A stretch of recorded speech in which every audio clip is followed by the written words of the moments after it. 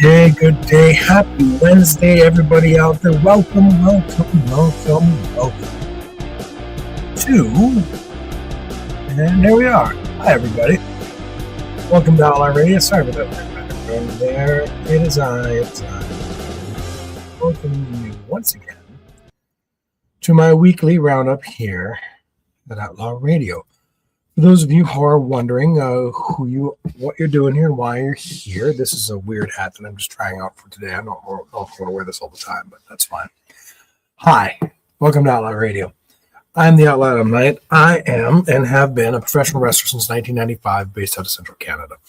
In addition to being a wrestler, I'm a trainer. I work. This hat is dumb. I'm not wearing this freaking thing anymore. It doesn't fit right. Hi, it's all my gray hair. Welcome to OUTLAW Radio. I should just stop and start again, but I'm not going to. I'm a pro wrestler. I've been a pro wrestler since 1995, based out of Central Canada. With this platform, I like to talk, obviously, about wrestling. I like to talk about pulp culture. I like to talk about my writing and my books, which I have right here for anybody who is interested in them as well. But mostly, I'm here to talk about a bunch of different things. I like to get some things off my chest. I talk about mental health. I talk about men's mental health. I talk about things that are on my mind. And I would like to address the elephant in the room for anybody who was here last week that was worried about me as I was having a downtime and I didn't want to hide it from my viewers or my family or anybody. I did come here on OUTLAW Radio and mention to everybody that I'm not okay and that it's okay. And I would like to thank everyone who reached out to me concerned. I'm fine. I really am fine. Sometimes in the spring, early summer, it's like a low period for me. I don't really know why. I don't know what that's about, but I'm okay. I have many loved ones and lots of support, so everything's good. Anyways, let's talk about what we're doing here today. What we're doing here today is I am pre-recording. The next 2 weeks, I am going to be either on the road, which I'm going to be this week, or the following week will be a national holiday where I'm going to have a lot of stuff going on. And so I'm just putting these in the can right now, and they will go live on YouTube on Wednesdays. This Wednesday coming up and the one for July 1st as well. So I'm going to talk very briefly here about a couple of different topics, one at a time. But again, of course, as I mentioned before, if things that I do are interesting to you, especially from the wrestling side, I would like you to consider checking out my merchandise.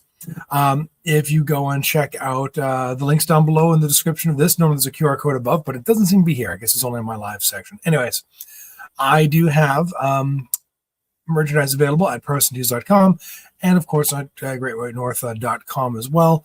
Please check that stuff out. We'd be more than happy to, get some hot T-shirts in your hands to get you ready for all the things happening in the summertime to represent myself or any of your other favorite pro wrestlers, either in Canada, the United States, and abroad. So please do check that out.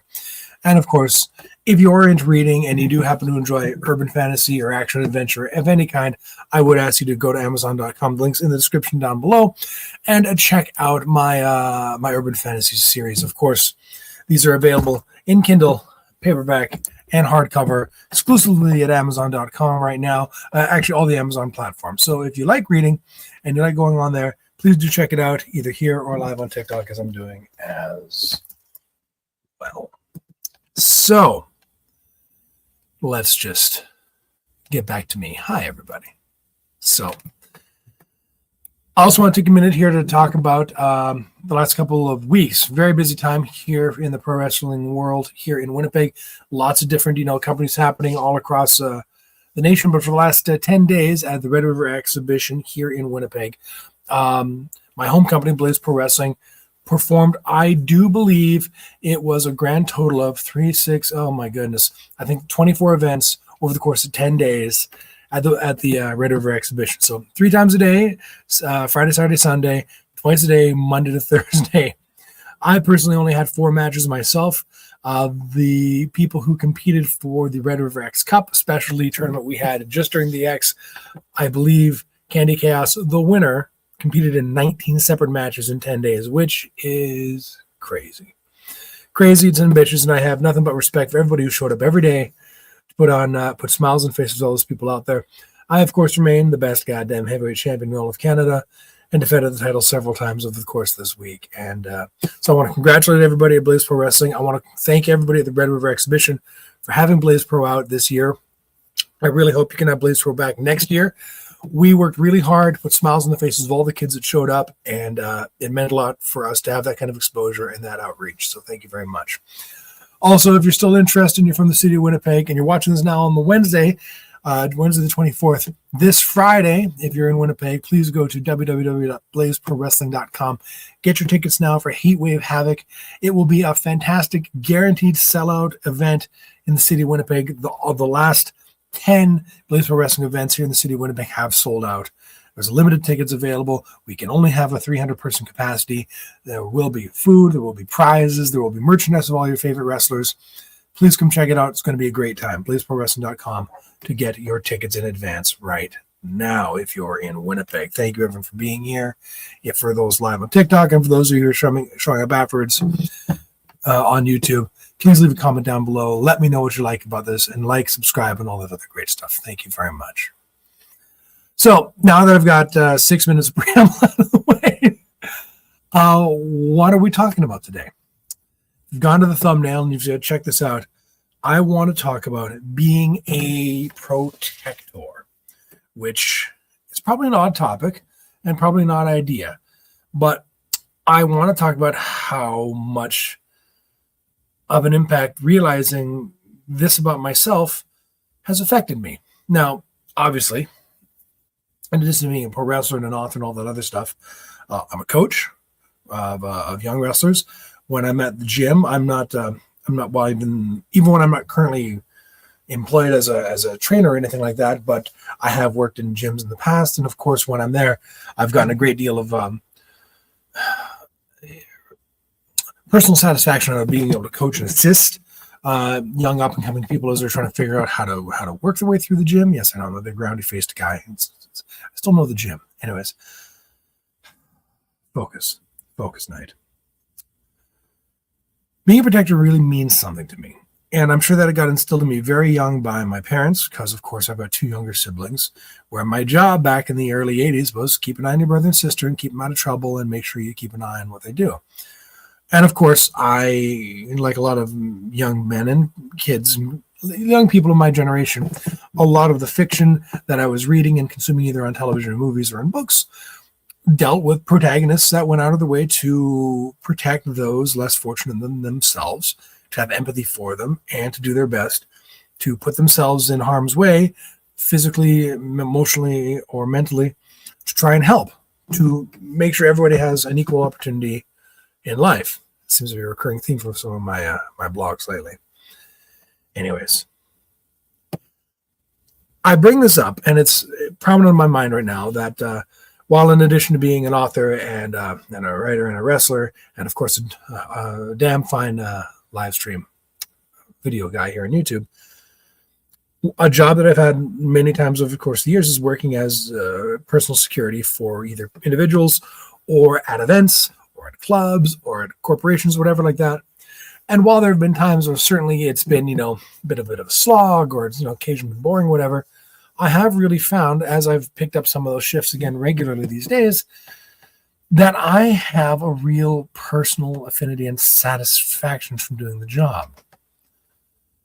And it's not that I love loud nightclubs or that I really love being at personal events or even, whatever that is. I really enjoy the interaction with people and the opportunity to help. So I guess at the end of the day, I'm saying I'm a protector. And how, for me, he says as he looks at his notes, it's so much about how it makes me feel to know that I'm helping other people as it is for those who are coming to me looking for protection. And I want to let the elephant out of the room in this one. It's more than just physicality. Obviously, when you work in security or you're protecting people, physicality is a part of it, right? I'm 6.5 feet tall and a 300-pound ogre. Being big helps. It really does when you're looking for protection. But it's so much more about that. It's about reading the room. It's about reading people. It's about communicating with people and checking in with them and how are you doing and what can I do for you? What are you looking for? What are you missing? It's about assessing situations and being able to protect or cut off problems before they get out of hand. It is so much about being aware of your surroundings and being aware of the people around you. Now, my good buddy Ken Knapsack talks a bit about this because I know he worked 16 years in public safety, as he'll tell you. But for me, I've noticed my whole life, I'm the guy that when I go out with friends, I'm reading every face in the room, whether I'm working it or not. We go to the restaurant, I like to find the table that I can have my back to a wall so I can keep an eye on things. I don't know why that is. I don't know where that's come from, but I've just always been that guy, and I've always done that. The people in my life will wonder why when we go to a hockey game and there's thousands of people around that I'm maybe having a good time, but my head's on a swivel because I'm constantly assessing everybody in my immediate vicinity. I'm always knowing where the emergency exits are, and I'm that guy. This is who I am, and that's what I do. And it's not a bug, it's a feature, to put it bluntly. And it is so much more than just a skill. Obviously, people can learn this. And I'm starting to realize this is something of a calling for me. This is who I am. I wasn't aware that I even really had it in me until I got back into the swing of things of doing this. Like, I got burned out working security and being a protector many years ago, working too many nightclubs and just being too busy and having too much going on in my life. But now, I don't want to say I want to do it all the time, and I certainly don't want to make my entire professional career outside of wrestling and writing and vlogging about being, in security positions. But I can't lie and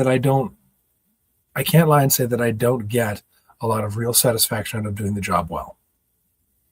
And making people feel safe is an important thing for me. Moreover, I think it's an important thing for men in general.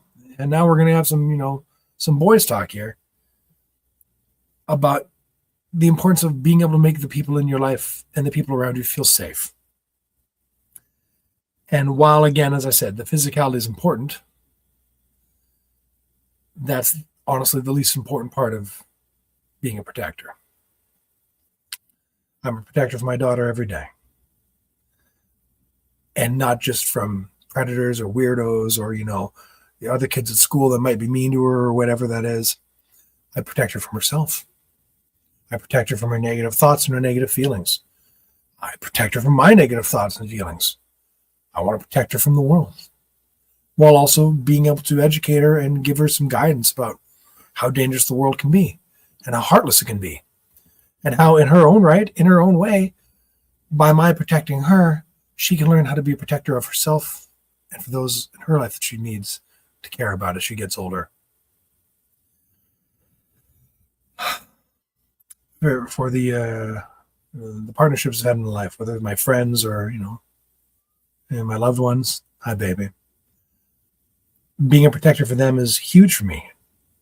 I am at my best as a person when I know that the people in my life feel safe around me. Obviously, I want that to be the people closest to me, but I also mean people that are complete strangers. A lot of that comes from the fact that I am, like I said, I'm a very large person. It's very easy for me to be scary and intimidating, and I work very hard to save that for the right time. Nobody likes looking like the big dangerous dog, but it's okay to be scared of me when I want you to be scared of me, but the rest of the time, no. I want you to feel safe with me. I want you to feel like you can trust me with your friends and your family, your coworkers. It's very important to me. And I hope it's very important for you too, fellas. Now, I know a lot of you, again, I sort of hinted around this, and I want to talk about it a little bit more deeply. It's very easy for us to say, yeah, I'm going to protect the people in my life. I'll beat the piss out of anybody who comes too close. I'll murder anyone who looks at my girlfriend the wrong way, or vice versa, whatever. That is and should always be your last resort. If you've been a proper protector at the start, should never get to that point. Sorry, that's just what it is. The people closest to you, your partners, your loved ones, man, woman, or other, again, they should feel safe with you. But not just with you, but with the people around you as you maintain those relationships with them. And yes, shit happens. And yes, people get out of control. Things like that. But it all starts with you. It all starts with me. If I can project that feeling of security and protection and safety, And I think everyone around me is doing okay as well. At least that's the goal. So who are the protectors in your life? Hopefully it'll be your family, your partners, your coaches, your friends, anyone who regards your feelings or well-being, even if it's at the expense of themselves. Someone who does it without regard for a return or compensation of any kind. Obviously, I work as a security officer, and I do get compensation. But what I do comes naturally to me. And I think it's very important to be able to give and expect nothing in return, because the point of service is to serve. The point of being a protector is to protect. And I think that's a key thing. The best protectors in the world, in my opinion, are the ones who don't even realize they're doing it. They just embody it. And again, like I said, I didn't expect this realization about myself. It sort of is like so ingrained in me in a way.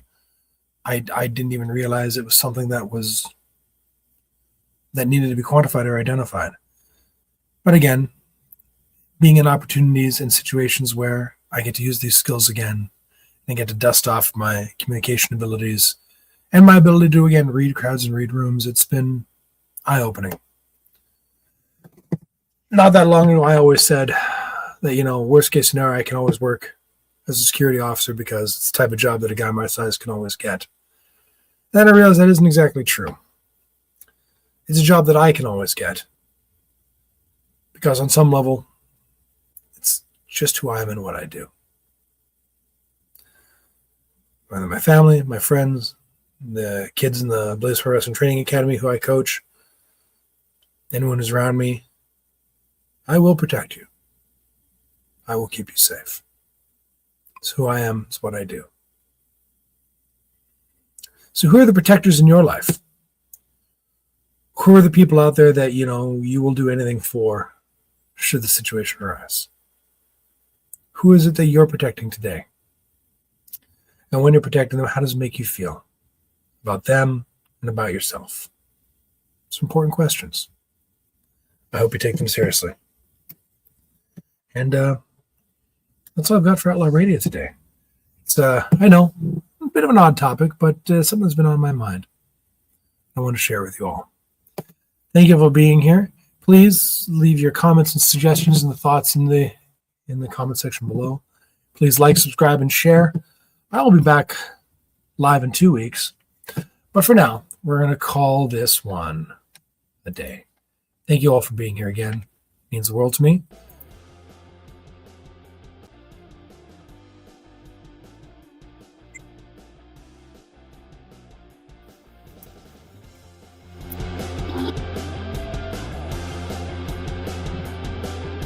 Well, that's one down. Thank you all for being here and hanging out. Sorry I'm not engaging with you guys very much. It means a lot to you all hanging out and watching. I'm going to record one more episode for next week, Canada. Now, actually.